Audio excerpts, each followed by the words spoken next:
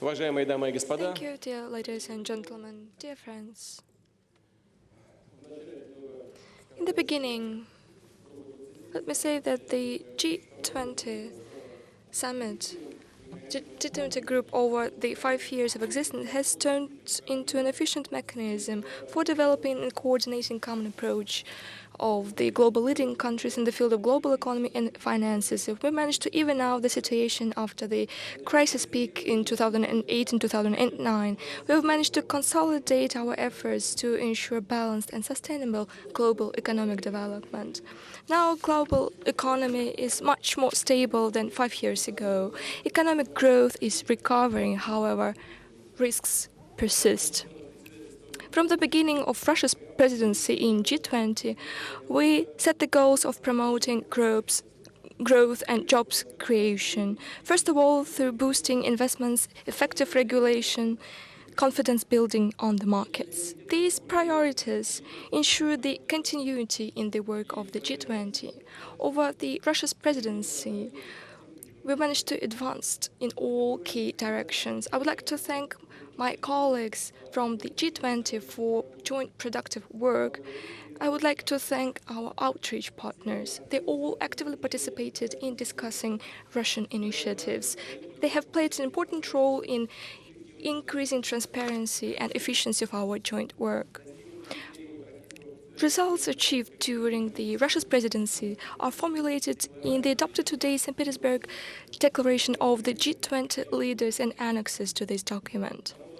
We managed to make a lot of important practical decisions, both for international community and for Russian economy.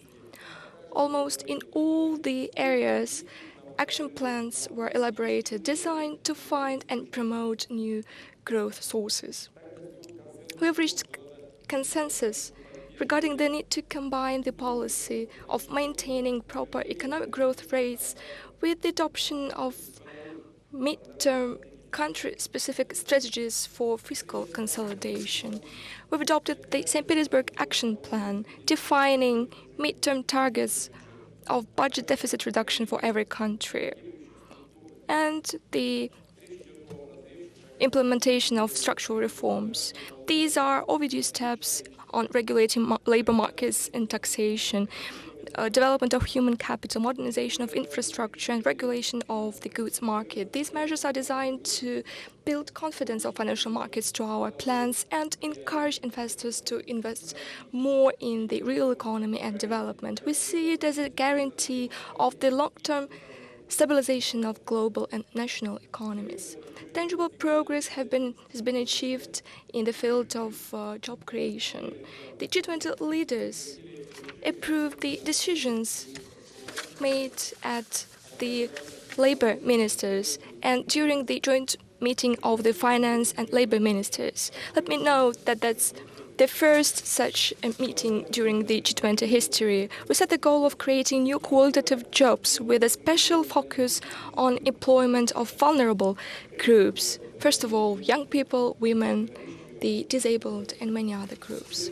For the first time, an integrated approach for forming labor market policy was proposed, with the aim to link the task of creating qualitative jobs with the needs to comprehensively develop economy, to take into account macroeconomic, financial, and social conditions, and the link existing between the labor market with investments, budget, and fiscal policy. This approach will help us balance out supply and demand on the labor market and create environment conducive to the development of business and investments into the creation of jobs and staff training and ensure social protection of employees. The priority of our presidency and a new theme of the G20 became the topic of financing for investments. We've developed a program of research and development of recommendations to improve the investment climate and promote long-term investments. In the course of the implementation of this program, huge results have been achieved and they were approved of at the summit. First of all, these are high-level principles on the participation of institutional investors in financing long-term investments. Principal decisions were made to reform tax policy with a view to fight tax evasion, including via offshore schemes. This year, this topic was on the top of our agenda. We adopted joint action plan on combating base erosion and profit shifting, and we agreed to jointly work on the multilateral standard for tax information exchange. In the area of trade, the G20 leaders confirmed its support to the development of multilateral trade system and WTO. We agreed to curb protectionism in global trade and to extend the relevant standstill arrangement till the end of 2016. We will work to further open our regional trade agreements, making them compatible with the WTO principles. Great success has been achieved in the field of financial regulatory reform and banking regulation, so-called Basel III arrangement, in the field of reforming over-the-counter derivatives markets.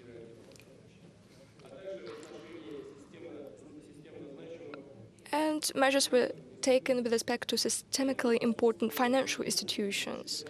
It was achieved thanks to the fact that in 2013 the Financial Stability Board has turned into a full-fledged international organization.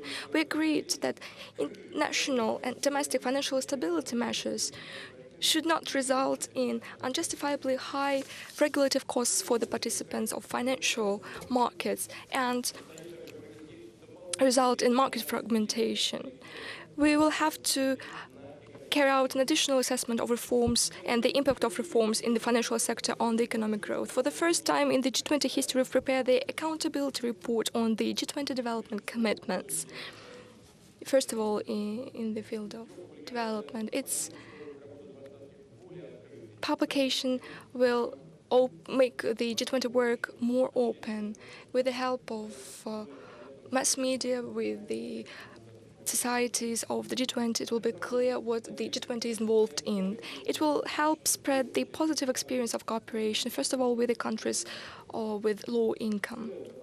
On the whole, over the last 3 years, from the moment of the adoption of multi-year action plan in Seoul, the G20 has achieved tangible results in the field of development assistance.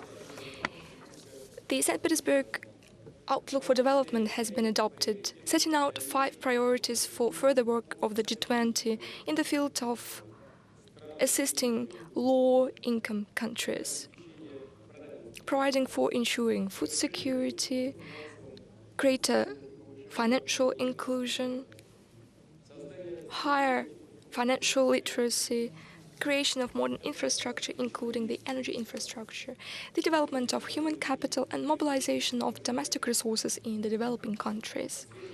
In the field of energy sector, we've confirmed a number of very important principles. First of all, they need to ensure transparency and predictability of energy and commodity markets. Secondly, to promote so-called green growth and support the efforts of the international community in the field of fighting climate changes. Thirdly, to uphold measures in the field of best practice exchanges on regulating the energy sector. Another important topic for the G20 is fight against corruption. This year, we've outlined the working strategy in this area, and at the summit, a number of initiatives has been adopted, including regarding the anti-corruption plan of the G20 proposed by Russia. Let me highlight the importance of exchanging best practices on fighting against corruption at major international sports and cultural events requiring huge investments. I hope that the Global Alliance for the Integrity in Sports, created together with the United Nations, will contribute to the attainment of these goals. I would like to thank all my colleagues for the constructive work during the St. Petersburg Summit. I believe that the decisions taken by us will be consistently implemented, and the G20 will be an example of efficient cooperation, interaction between the partners. It will contribute to ensuring stability and sustainable development of the global economy and increasing living standards for people. Dear ladies and gentlemen, on the sidelines of the G20 Summit, we held a traditional BRICS Summit. It helped us to compare our points of view regarding the wide range of issues of global economic development, to discuss the interaction within the 5 states. The importance of our association in the global economy is growing. Today, it is the largest market of the world, with 40% of the population amounting to 2.9 billion people. BRICS countries account for 17% of global trade and almost a third of the global GDP. For Russia, the work within the BRICS format is one of the priorities in its foreign policy. We would like to thank our colleagues for substantial contribution to the agenda of our presidency.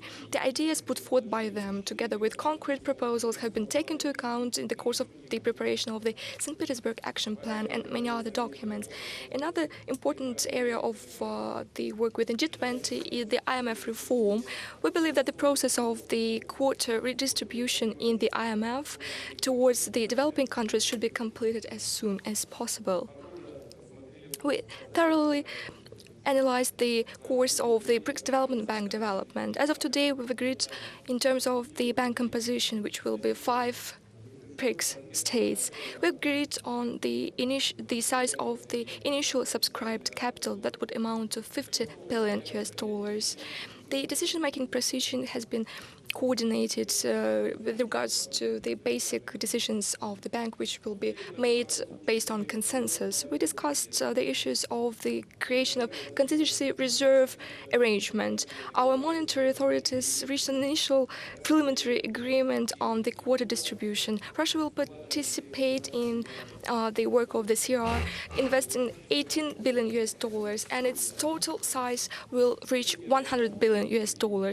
These measures will strengthen the sustainability of the global financial system, which is not always predictable and depends too much on the state of affairs of just a few issuers and a number of reserve currencies. We asked our finance ministers to continue this work and report back on its results in Brazil next year. In the conclusion, I would like to thank our partners for joint productive work. I believe that these negotiations will contribute to further deepening cooperation within the BRICS format.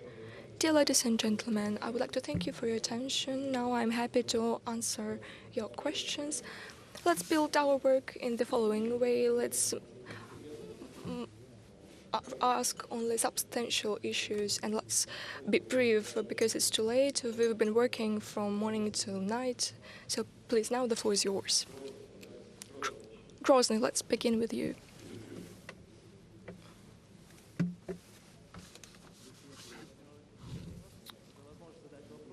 Thank you for an opportunity to ask this question. Vladimir Vladimirovich, the Chechen Republic, with the help of your assistance and from some Kadyrov cities, were restored together with this social safety net. However, there are problems in the field of industrial development, in the field of job creation.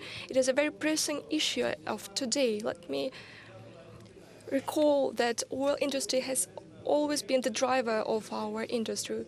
However, right now, the construction of oil refineries has been hindered. Could you assist to the restoration of the oil refinery production as a president? That's the first question. And the second question, do you think the second question is actually not regarding today's topic? Well, do you think that the first question is regarding the topic of this summit? Well, nevertheless, I would like to tell you the following. Grozny, in the Second World War, in the Caucasus, the battles were made for Grozny. Together with other peoples, we protected our fronts. Over all these years, we hope that we will get the title of the City of Honor, but it hasn't happened. Vladimir Vladimirovich, please, could you have an impact on the situation so that the candidature of Grozny could be considered for the nomination? Let me start with the second question. Of course, Chechens had suffered from repressions, and during the Second patriotic World War, they did a lot to defend their country. They show themselves as valiant warriors, and there are a lot of documents confirming that. It is a heroic people, and such were their actions, heroic actions, when our country was at war. I will not decide on this issue personally, but I will instruct to put this question in the relevant structures, and I would like to thank you for that intentions. As for the oil refinery, well, in order to make it in line with G20 topics, we have discussed energy topics, but this is a very specific question. We should have considered economic benefits. Of course, if such oil refinery will be built, it means job creations, it means many benefits. We will come back to that issue, and the relevant instructions will be formulated both to Ministry of Energy and Ministry of Natural Resources. The economic benefits of a specific projects are what matter most. The girl over there, please. Yes, please. Vladimir Vladimirovich, it will not be an overstatement to say that this summit was overshadowed by Syria, while at the economic issues, leaders found mutually acceptable solutions. As we know, the issue of Syria was quite divisive, almost half by half. The opinions divided. How this issue can affect economic and political decisions that will be taken in the future. You know, everything that concerns the Middle East developments affects global economy in a most direct manner, because it provides the global economy with energy resources. When conflicts emerge there, the energy prices start to grow. And what does this mean? This means that those prices suppress the development of global economies. So in such a complex situation in which the global economy is now, it is counterproductive to destabilize the situation in the Middle East. I will be as diplomatic as possible here. Yesterday we spent the entire evening discussing the issue of Syria and other issues that arise with respect to it. We have completed our discussions at 1 a.m. Moscow time, and after that I had bilateral meeting with Mr. Cameron. Actually, the votes, the opinions didn't divide 50 to 50. Who was for military intervention? United States, France, Saudi Arabia, Canada, and Turkey. Mr. Cameron also was advocating military intervention, but the British Parliament was against that. The Chancellor of Germany is also cautious. Germany is not going to participate in any military actions. Who was condemning and opposing that way of action? Russian Federation, India, China, Indonesia, Argentina, Brazil, South Africa, Italy. And also, Secretary General of the United Nations also voiced his protest against the military intervention. And let us not forget the address by the Pope, who directly voiced the inadmissibility of military intervention. I already named you the leaders of the states who are advocating military intervention, but I can assure you that the majority of the population in those countries are on our side. They are against expansion of military activities. Look at what the sociological surveys show, both in the United States and in other countries. The majority of the population is against military intervention.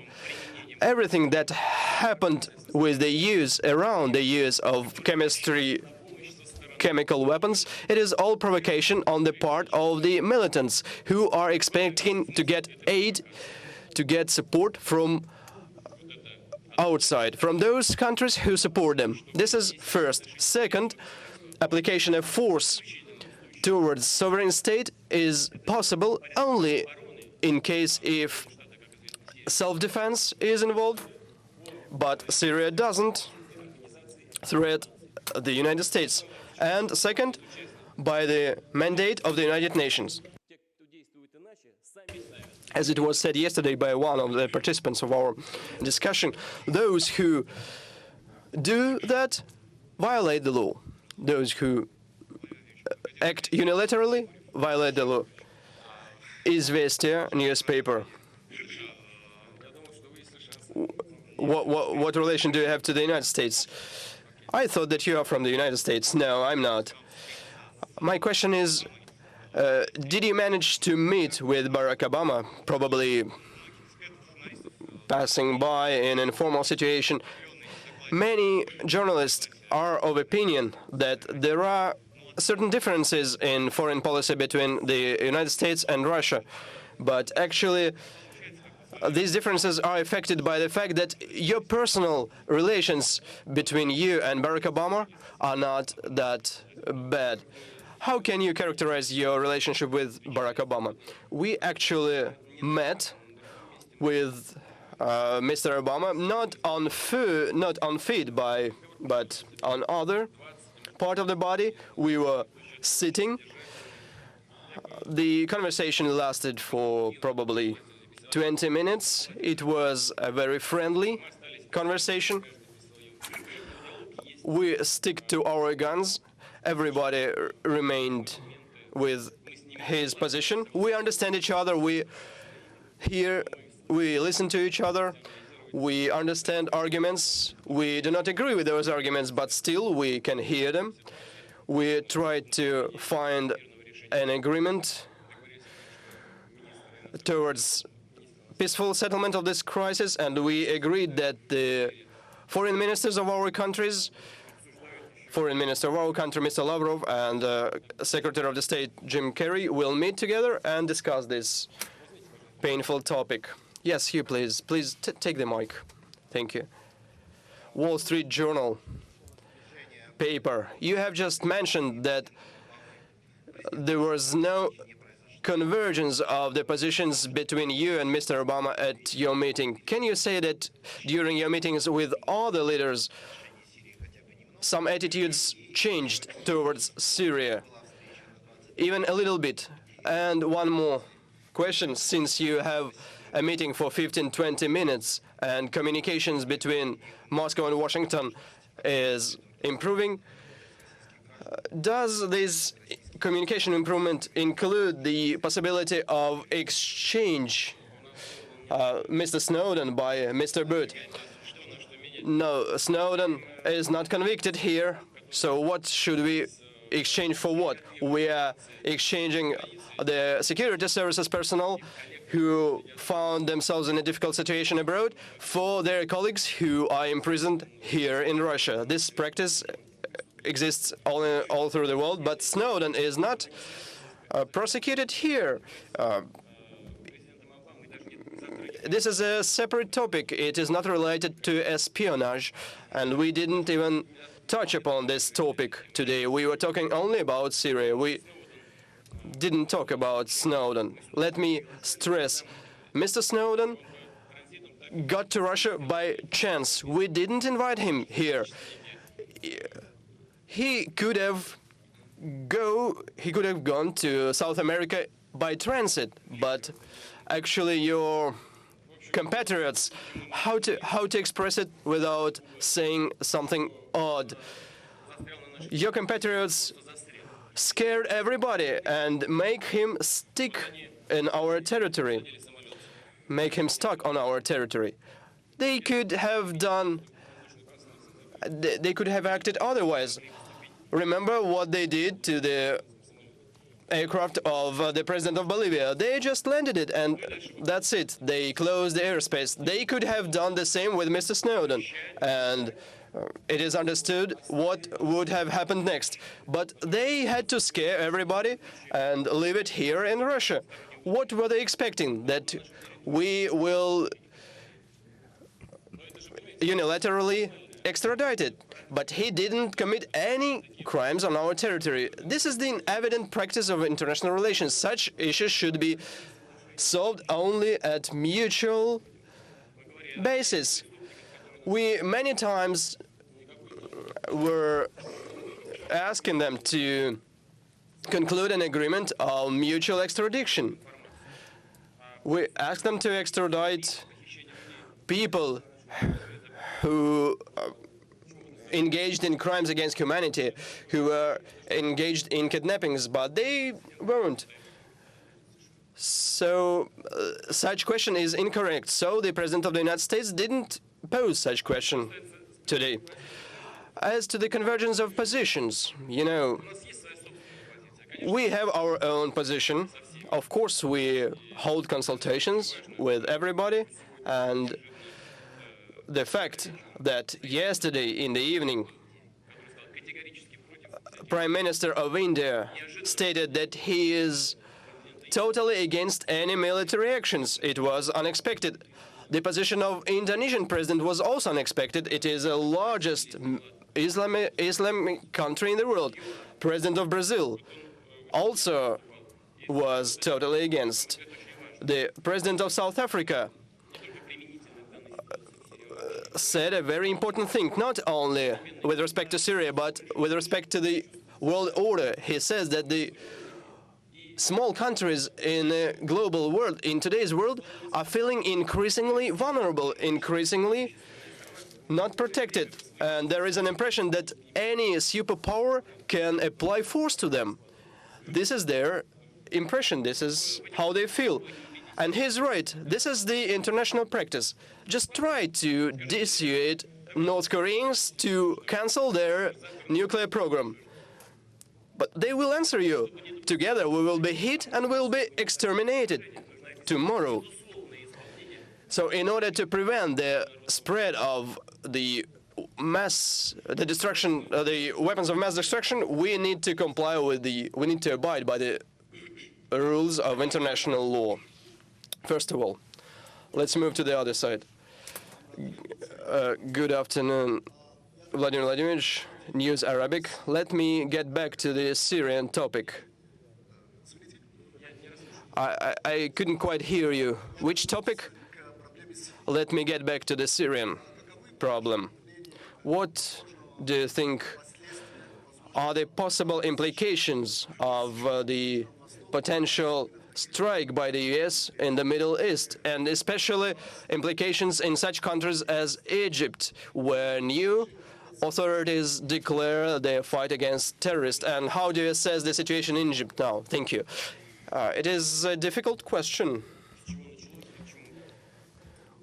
What was the beginning in Egypt, and where are they now? Everything started with the ousting of President Mubarak and legalization of Muslim Brothers. Now they are underground, and now the martial law is again there. We are very concerned about the situation in Egypt. Egypt is a friendly nation to us, and it has been the friendly nation to us for many years. But for many countries, and especially for the region, Egypt is a key Arab country. And lack of stabilization there is extremely dangerous, not only for Egypt itself, but for the region, for the entire region. If Egypt is weak, then the situation will be unpredictable. There is no understanding on where the development will lead to.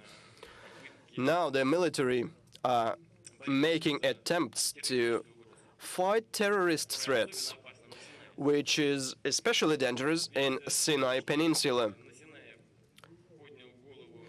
The fact that terrorism is on the rise on Sinai Peninsula is dangerous not only for Israel, but for Egypt itself, because it gives it gives Israel a legal instrument, legal tools to secure their security. And what will it lead to? Israel will say, we have to and we will ensure our security and will conduct relevant operations. And if it happens, it will lead to the strong destabilization of the entire region. So we wish Egypt people to obtain stability as soon as possible. We will support them as much as we can, and we will cooperate with any legitimate government there. Thank you. Yes, please, over there, please. Vladimir Vladimirovich, thank you for the opportunity to ask a question. I am the editor of Society and Environment newspaper, and I'm looking at the economy from the perspective of an environmentalist. G20 Summit is a very important, both from substance point of view and from the form, an important event both for the entire world and for Russia itself. I would like to ask you a strategic question. A lot has been said on the summit regarding economy, regarding finance, regarding money, but little is said about environment, about information policies, about social justice, about world visions. But it was your decree that declared the 2013 as a year of environment. So I got an impression that summit tries to avoid the issues of environment and environment protection, and there can also be an impression that the summit is trying to solve the issues of small cosmetic repairs of global economy. But the global economy cannot grow for eternity because our planet is limited. Sometime this growth will end. So let me ask you about your own vision, about the attitudes of world leaders. Are they ready to engage in the talks about environmental sustainability, not only about economy? Well, your statement that development should stop is a mistake. Well, that's what you said. Development should stop one day. Well, we should ask God to prevent us from that. Development is unlimited and it should develop forever. It will be limited only in the situation, here I agree with you, when we will understand that our environment is in a dangerous situation and it has limited resources. It cannot be contaminated forever without any repercussions. I want to agree with you when you said that our leaders did not pay enough attention to this problem. Almost every issue addressed at the summit, starting from the energy sector and systemic measures in the field of financial support, were associated with the environmental issues. Maybe we should have listened to you and to your colleagues involved in environmental protection in the way that environmental issues should have been highlighted as a separate priority. But it is not the fault of the G20 leaders. It's our fault because we are hosts and we should have paid much more attention to this topic. I take it as substantiated criticism and we'll take that into account in the future. The girl over there, the floor is yours.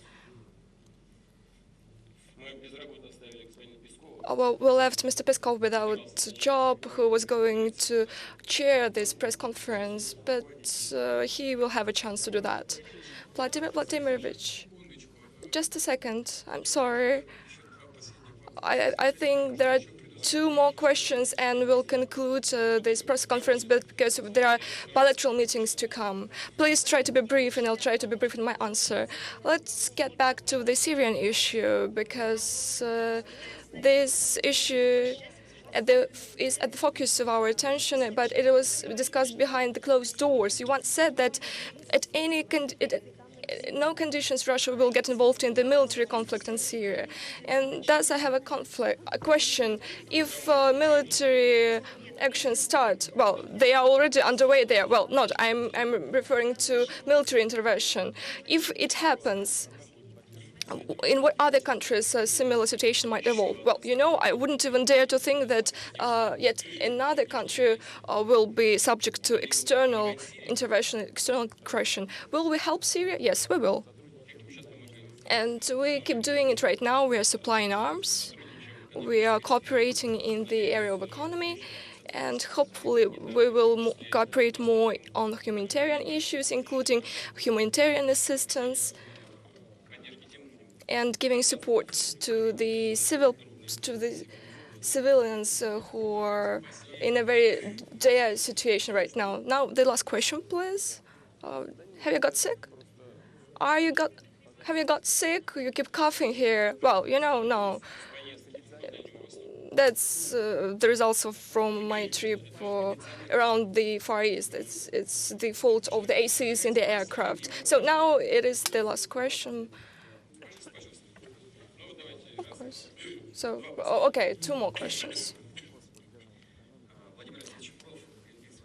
I'm from Greenpeace of Russia, Civil 20. The question regarding green economy and environmental protection. Taking into account the decision to consolidate budgets, what impact will have on our tax policy, including regarding the provision of benefits for offshore companies with a view of high risks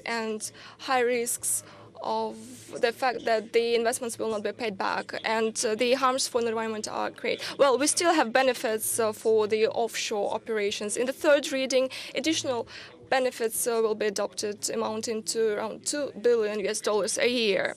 Well, these are very investment-intensive projects with an unknown final result because the geological survey should be carried out, then preparatory works. Even at this stage, these works are carried out in remote regions with the use of advanced technologies far from the shore and in deep waters, which makes the projects very expensive. That's why without any public support, at least at the initial stage, in the form of benefits and subsidies, this work will not have been carried out ever. Regarding the environmental aspect of this problem, we can say that we will not permit the implementation of any projects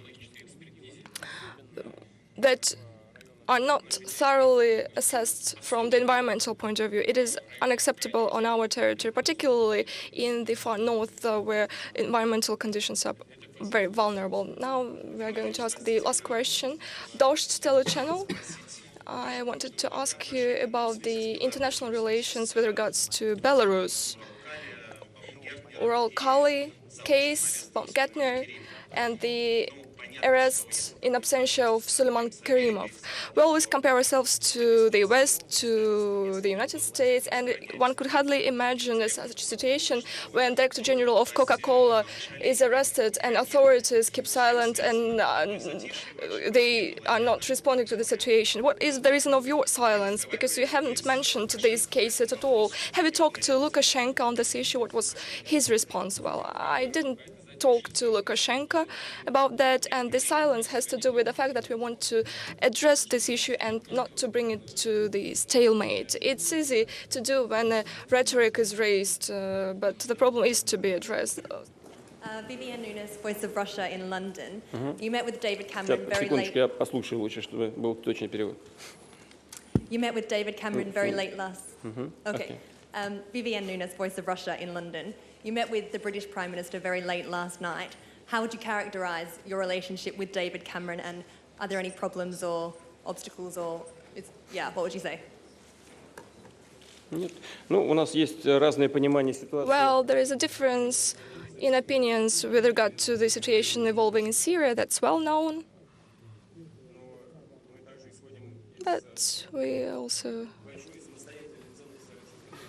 highly value the independent importance of British-Russian relations. Our mutual trade is growing, and it keeps growing further. It is an upward trend. Our relations with Great Britain are very special from the political point of view because both Russia and Great Britain are permanent members of the UN Security Council. We cooperate within the framework of this very important platform. We do a lot together in the field of improving relations between Britain and the European Union, and we would like to thank our British partners for that.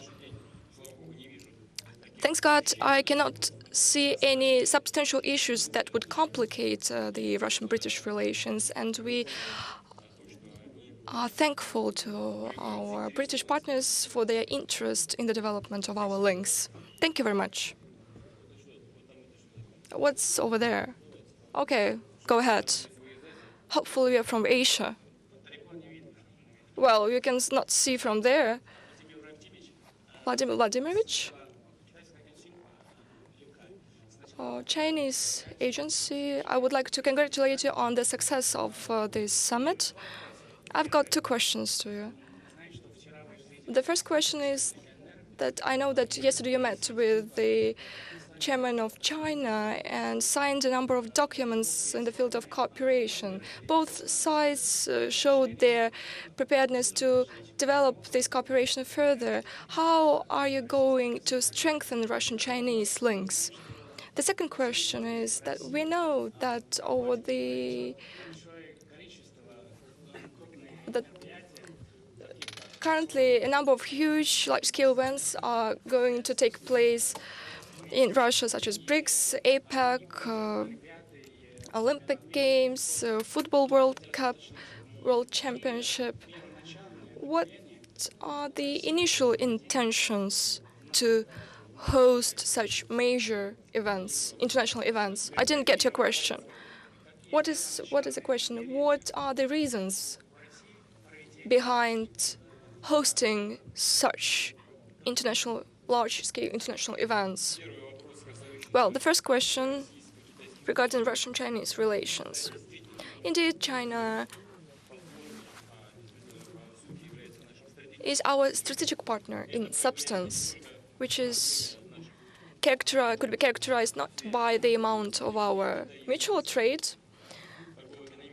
Today, China is #1 trade economic partner for Russia, with the volume of mutual trade amounting to $57.5 million, the highest compared to other countries, an unprecedented figure for bilateral relations. But it is not the limit to our relations.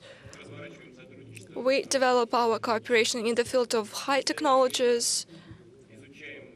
We are undertaking the first steps of cooperation in the field of airspace interaction, aircraft building, wide-bodied aircraft construction.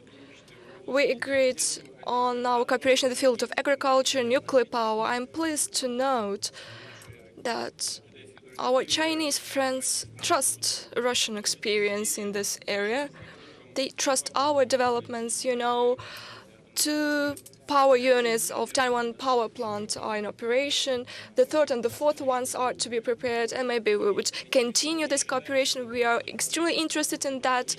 We believe that this area of cooperation in the energy sector, in the area of high technology, is very important for us. And finally, hydrocarbons. You know that we've got huge plans here. Gazprom is planning to supply gas, LNG, to China. For the first time, we let our Chinese partners develop one of our huge fields. Together with Novatek, it will explore Yamal field, gas field. So our work is on the rise. It is multilateral, multifaceted, and that's how its strategic nature is demonstrated. Hopefully, we will continue coordinating our approaches in the political vein. It is happening so right now, and our positions on the international arena are a major factor of international life today. Regarding our goals and our reasoning behind holding international large-scale sports, cultural, economic events, would be frank. The goal is to develop various regions of the Russian Federation, to develop their infrastructure, to keep touching upon the Asian part of the world development. I went to Vladivostok and I visited the campus of the university we built in Vladivostok. We also built a number of bridges, the best in the world in terms of its length and quality. We built lots of roads. The city has been transformed completely. And the same holds true of the Olympic Games. Russia is the northern country in terms of its location. We would want to have a world-class, all-year-round resort in the North Caucasus. And after the Olympic Games, it will be the case. I believe that holding such important events in various fields, we have an opportunity to actively participate in the work of these events, in these fora. It gives us also an opportunity to clearly state our point of view and to promote the ways to address international problems which are, from our point of view, are most effective. Thank you very much for your attention.